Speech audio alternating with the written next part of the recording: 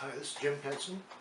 I thought today we would look at some banjo endings and how do you end lines and verses with things that I call 1-5-1s, where you go from the G chord to the D chord to the G chord. This happens a lot at the end of verses and choruses, and Earl Scruggs had a basket full of tricks to deal with this particular thing.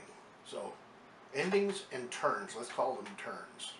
But I call them 1-5-1s. Okay, see you in a bit.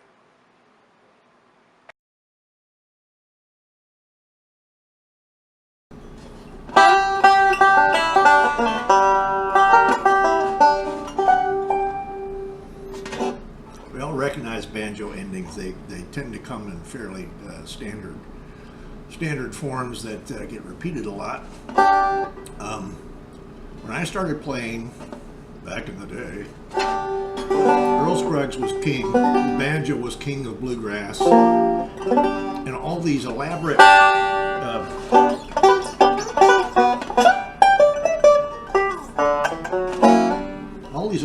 long endings happened after the end of songs.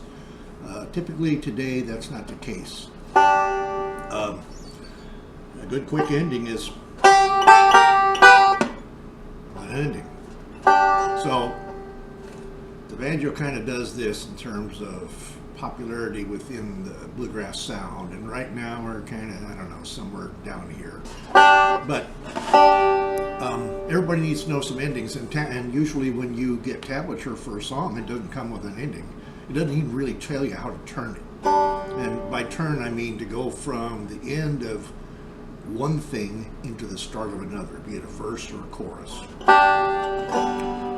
There's also a bunch of stuff we're going to talk about that I will refer to as 1-5-1s in the national number system. In the key of G, it's simply a G chord, D chord, and a G. It almost sounds like I just ended something, right? Well, Earl Scruggs had a basket full of things to do that with. So we're going to look at all this stuff. We'll start with endings first and then go into 1-5-1s. Thanks for joining me.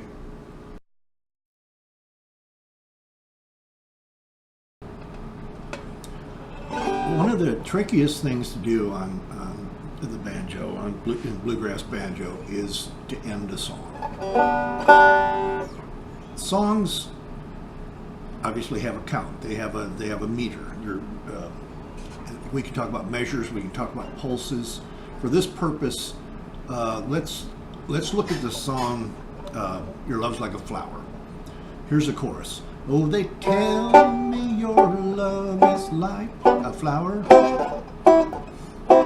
In the springtime blossom so fair. In the fall when it withers away, dear. They tell me that's the way of your love. 2, 3, 4. So that 4 count at the end there is still part of the song, but the lyric has stopped. The singing has stopped.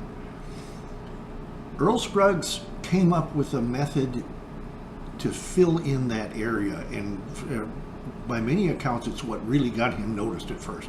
He was playing when no one else was playing. The song had kind of stopped. You're just kind of filling that 4 count. So he's doing stuff like this. And they tell me your love is like a flower. In springtime blossom so fair. In the fall when it withers away, dear. 2, 3, 4.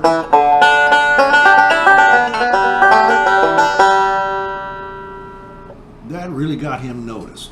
So that is both an ending and a 1-5-1. And we'll talk about 1-5-1s later. But what it did was it covered the G and the D and the G. So that's an ending that operates within the context of the lyric. Here's an example of one that doesn't. And they tell me that's the way of your love. The lyric is stopped, the banjo starts. We're still operating within that same metric, though. Okay, we'll look at both of these endings here in just a little bit. Okay, what you see there is the last line of the chorus of Your Love is Like a Flower. And below that is the tab for the ending I was just playing. I don't remember for sure which song Scruggs did this in. It wasn't Foggy Mountain Breakdown. Maybe it's Salty Dog. But anyway, it sounds like this.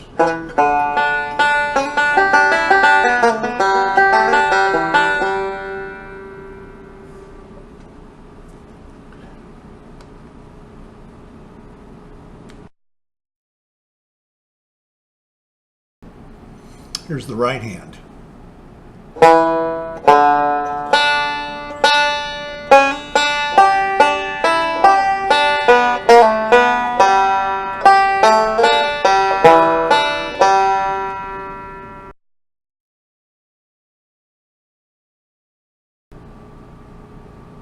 Here's the left hand.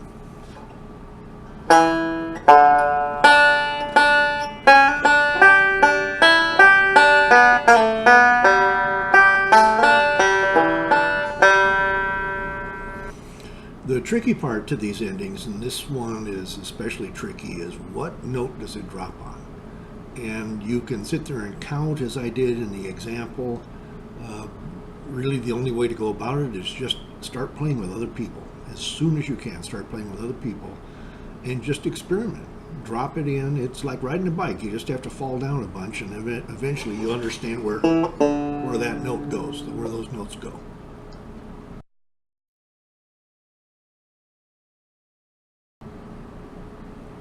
Okay, so here's how that second ending works. It's, again, the last bit of Your Love is Like a Flower. Tell me that's the way of your love, 2, 3, 4. So we're going, and you tell me that's the way of your love. Happens right after the 1. 1, 2, 1, 2, 1. And it fills out that 4 count. Here's the tab. It's a very simple little ending.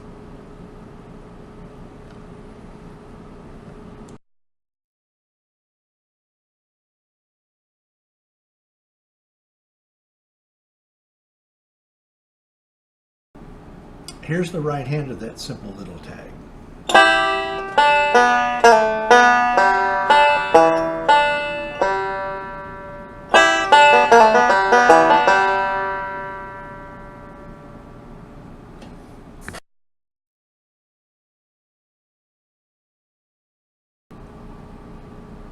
Here's the left hand.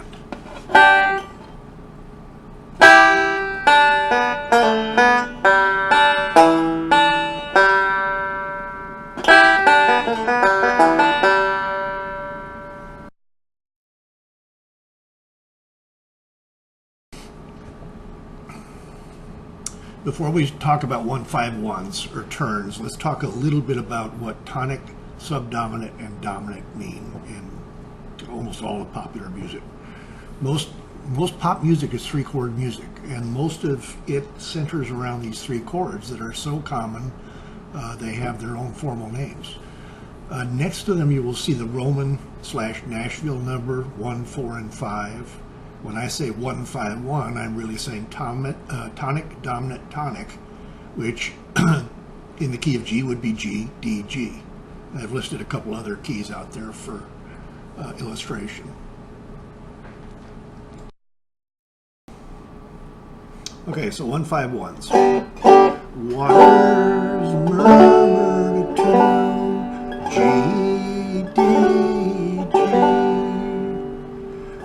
That is so common at the end of things, at the end of verses and choruses, that we have a whole basket of stuff that we can do right there. We already know this one. Here's another one. Or all of these things. All of these things are designed to go at the end of stuff, and if you listen to them, they sound like end tags. It's you would not kick off a song with something like that. So 1-5-1s, The reason this is so important is that you learn these things. I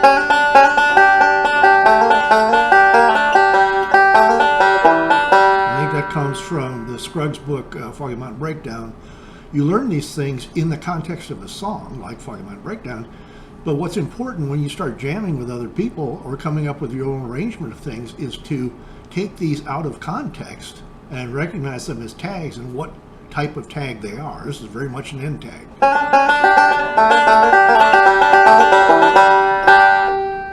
So we'll look at a couple of these. Again, the trick is not so much in learning these tags as it is how do I deploy them? Where are they appropriate and exactly what note do they drop on? Because if they're one note off, it sounds horrible. Okay, we'll get started here in a second. Okay, so for this 151, we're going to take the last bit of Your Love Is Like a Flower again. And the water murmured a tune, 2, 3, 4. So the count is 1, 2, 1, 2, 1, 2, 3, 4. Here's a 151 that I think came from Shucking the Corn as I originally heard it.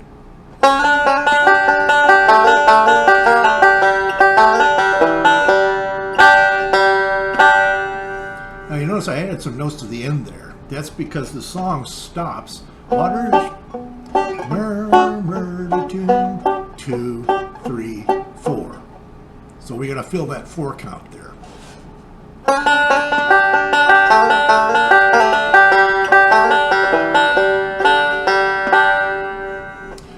If you're playing a simple jam and you're not up to learning tags yet, you would get through a 151 like this. Now let's just do double thumb rolls.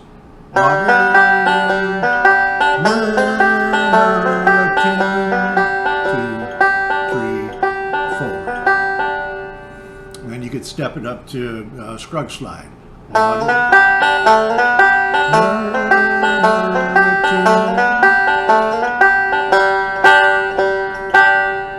It's just important. It's not so much important what you play, it's where you play it or when you play it. Okay, so here's the tab for that that Shucking the Corn thing. So here's the tab. Foggy Mountain Hammers, then you do the Foggy Mountain Hammer on the 3rd string, then the Foggy Mountain Breakdown end tag, open 3rd pinch, 1-5, and you're covering 2 measures of G, then 2 measures of D, or I'm sorry, 2 pulses of G, 2 pulses of D, and 4 pulses of G. And in my world, a pulse is this. The bass and the top equals 1 pulse. So what do we mean when we say turn? Let's say that I just ended the chorus. Now we'll start the verse. Water.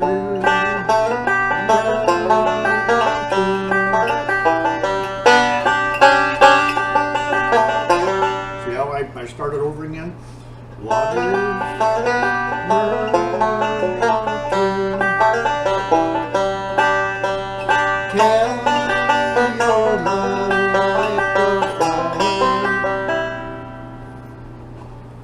Tablature is really good about teaching a series of notes from left to right, top to bottom, but it doesn't tell you how to glue the tail end of one to the top of the next. You're kind of left on your own. That and kickoffs, etc. So a turn is an end tag that you just plan on going past.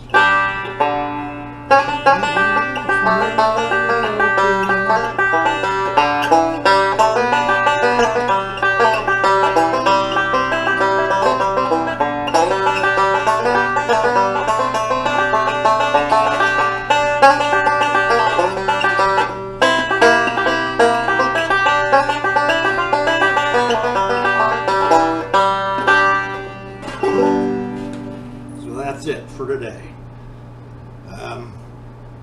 What's up next? I'm not sure, but I would like to start looking at jamming basics. I'm a Wernick method teacher. In fact, I have a class coming up July 15th, 2018. So I'd like to start doing some videos about the basics of jamming. And we talked a little bit, everything that we just talked about fits within the context of jamming. How do I take what I know already and play a song that I don't know? So we'll do that next. Thanks for listening.